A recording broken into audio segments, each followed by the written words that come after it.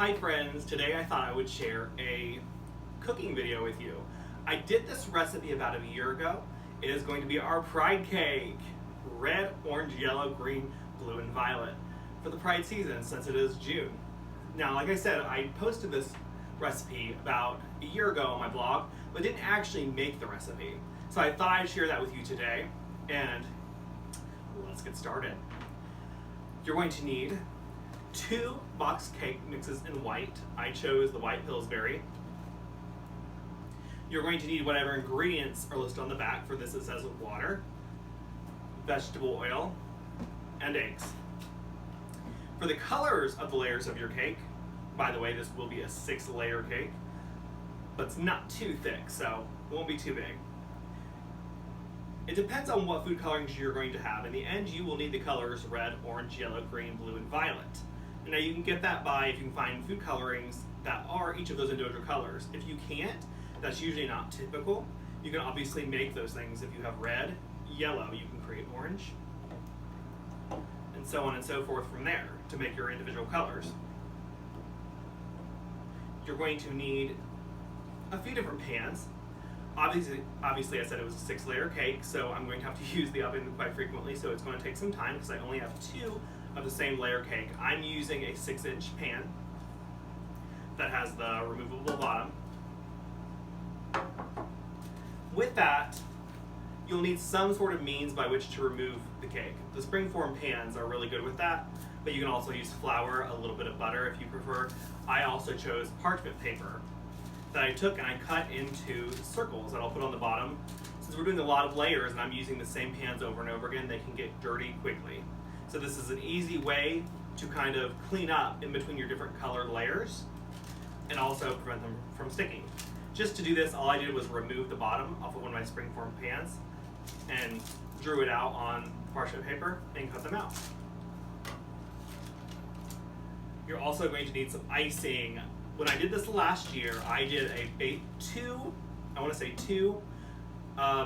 your basic icing sizes, but this year I'm going with this big daddy, which is the Wilton's icing. It's in consistency of medium. I'll be using that. I did notice even with those 2 last year that I used, between all the layers I was still running kind of thin. So you might even want to go up to 3. You can obviously make the icing any way you want. The exterior of the cake is totally up to you. I'm mostly focusing this recipe on the interior, the rainbow layers. I might decide this along the way, but as of right now, I'm just going to do a thin white layer of icing. Normally, I wouldn't include like the utensils you need, because most people have the basic utensils you need to bake a cake or anything like that. But I did want to mention you're going to need a lot of bowls for this, because obviously you need at least 6 bowls to mix each of your individual colors, and you're also going to need a big bowl to mix the icing to begin with. So that's a maximum of 7 bowls. You might need more. You probably won't need less. So that's it for everything you're going to need, so let's get started. The first step of making this cake is actually really simple. You're going to follow your box instructions. Depending on what cake brand you buy, your instructions will be different. For this recipe, you need the cake mix.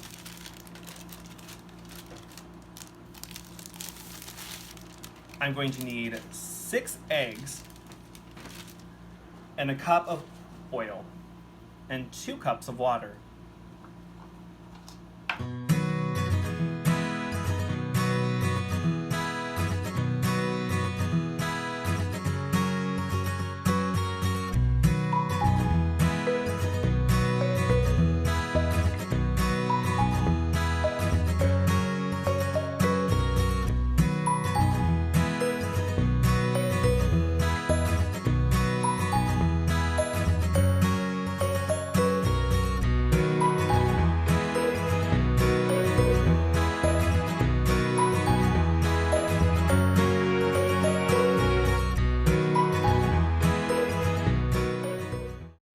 Now we are going to begin making our colors. As you can see, I have my 6 bowls for red, orange, yellow, green, blue, and violet. Now to do this, we're going to have to individually put our batter in these 6 bowls. A rough estimate that seems to work with just a little bit left over is 1 cup and 1/3 a cup. So if you can put 1 1/3 a cup in each of these bowls, we can then go from there and begin mixing in our colors.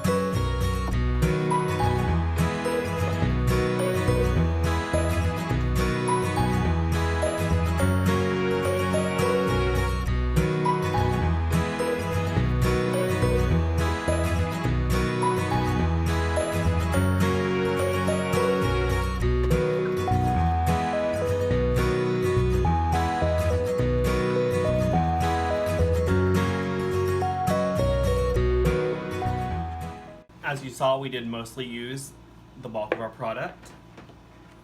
And now we have dirty dishes. If I didn't mention this before, this is a very messy recipe.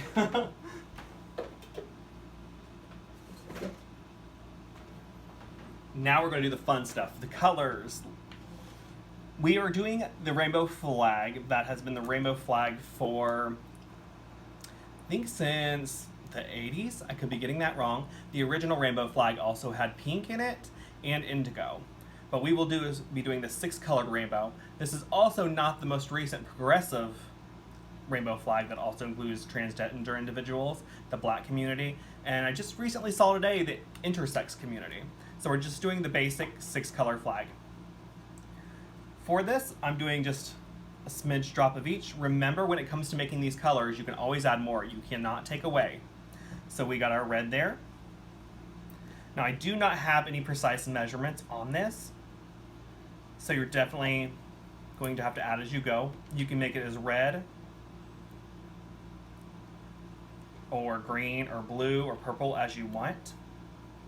There's no specific requirements. You can have very saturated colors. They can be more pastels.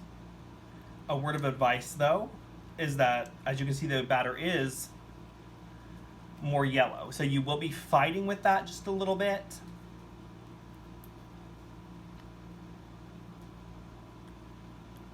I in fact am leaving this batter right here without coloring so far because I believe that's going to be my yellow, and I want to be careful with that one since it's already a yellow hue. I don't want to overdo it.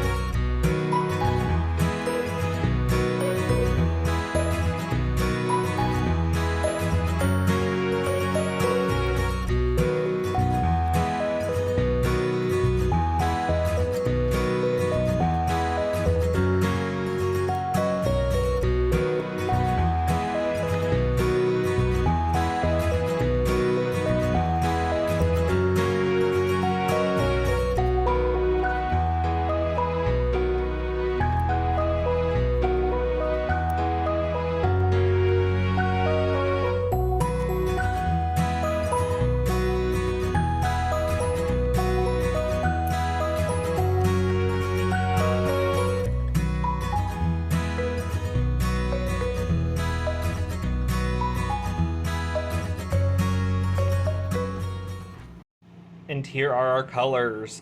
As you can see in the video, I did have to add a few more splashes in each just to get the desired color that I wanted. But as you can tell, we have the red, orange, green, yellow, blue, violet, which is not the order, but it's the order I did them in. So now we're going to actually put them in our pans. So we have our 6-inch springform pan. Like I said earlier, I made these cutouts. They're not Obviously you can tell they're not perfectly done, but that's no big deal. Go ahead and stick them in the bottom if this is the route you choose to go. I also chose a spray for the sides and the parchment paper. And you're going to take one of your colors at a time and try, since there's not as much batter, to kind of get it evenly along all the sides. I'm seeing some parts I didn't get fully stirred with the color.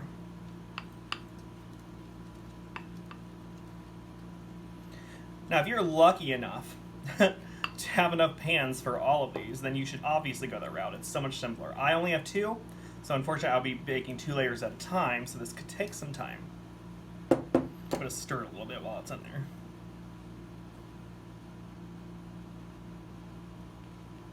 Get around all the edges.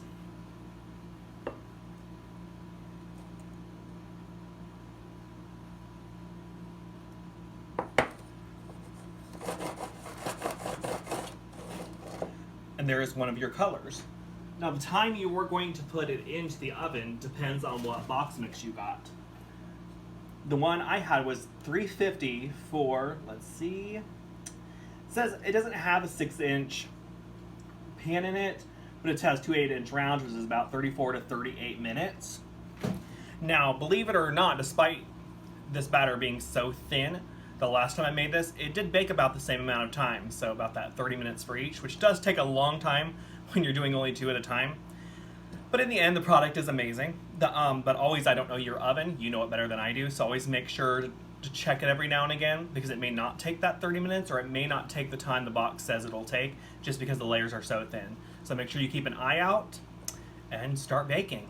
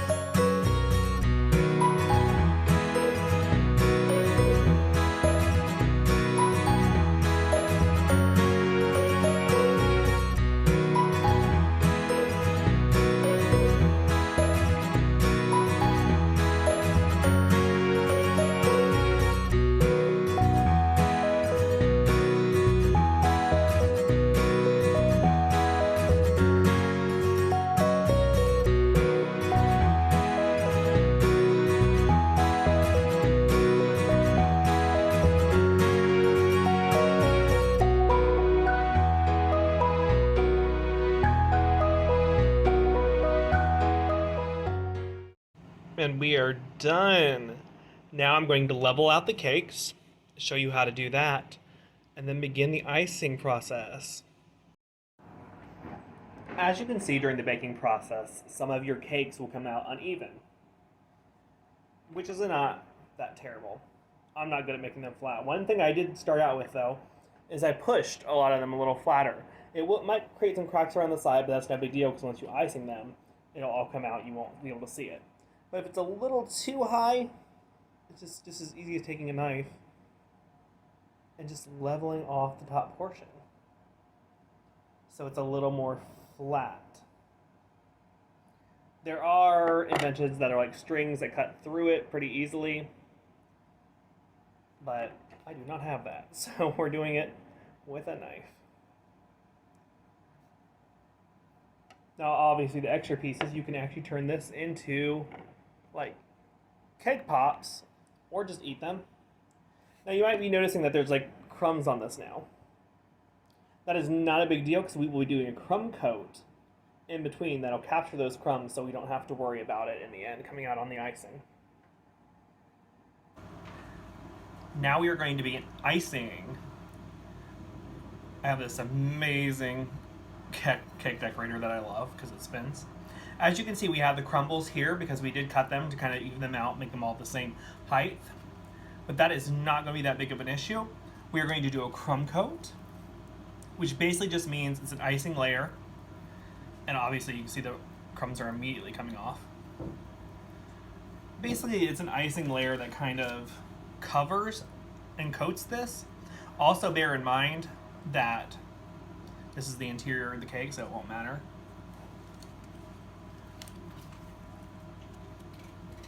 I guess I should also show you the, since I'm working with one batch of icing, I don't want to get these crumbs in the icing, so make sure to wipe off as you go before you insert to add more. And I'm just going to work through each of those layers. Make sure that you get your rainbow colors correct as you layer them. That is red, orange, yellow, green, blue, and a violet. So I will see you when this is done. As you can see, I finished off all the layers. One word of advice I will give you is once I got to the last layer, which was purple, you can either flip it around and actually do red on top if you desire. Instead of putting the crumbed part on top, I flipped it over so the two crumb parts, the crumb of the blue and the crumb of the purple, met. That way I wasn't dealing with so much crumbs on top. Even though this is a crumb layer, I do want to make my job a little easier. Now I'm just going to go ahead and do a thin crumb coating on the sides. And then I'm going to put this in the freezer to let that crumb coating harden just a little bit. And here's our cake so far. Obviously the sides have been icinged. I left it in the freezer for, I would say, maybe 10 minutes at most, just to kind of harden the icing just a little bit. And I'm going to finally go over and do like a final coat. I am not a professional baker by any means, so the icing will not be perfect, but I'll try my best. As our icing begins to harden in the freezer, I thought I would give you just a little bit of a history on the rainbow flag when it comes to LGBT pride.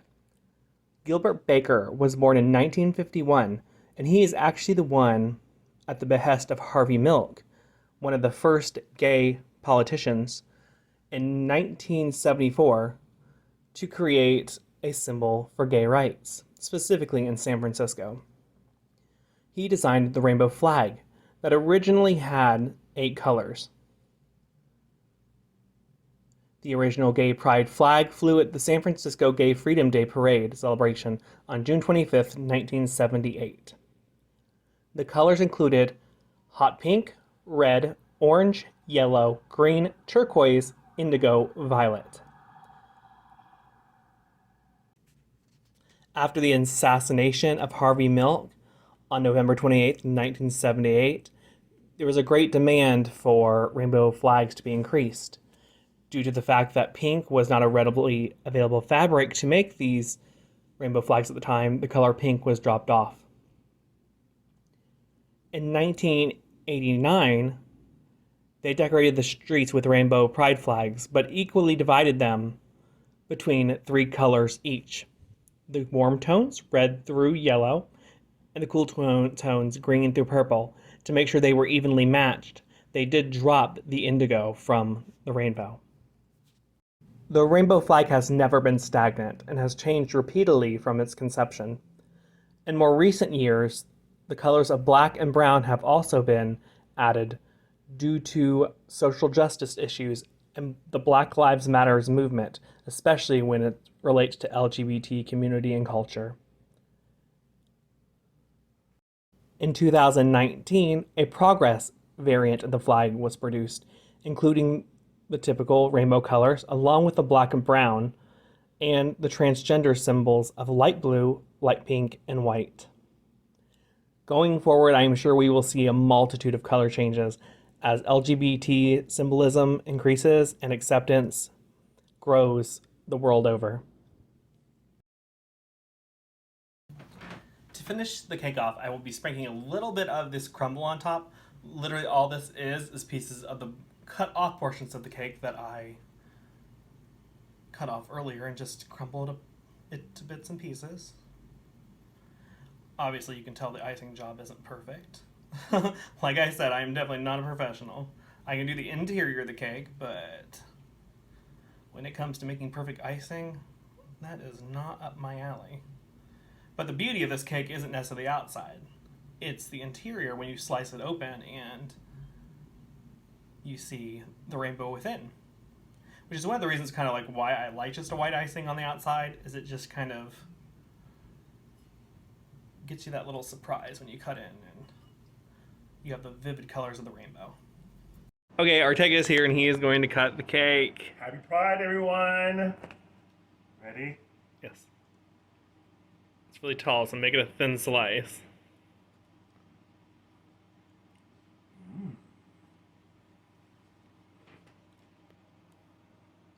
That thin? Yeah. So excited, y'all.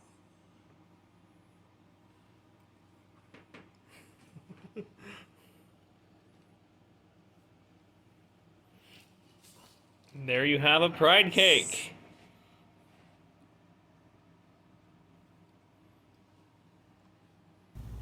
I hope you liked today's video in the rainbow cake that we made, and a little bit of information about the pride flag.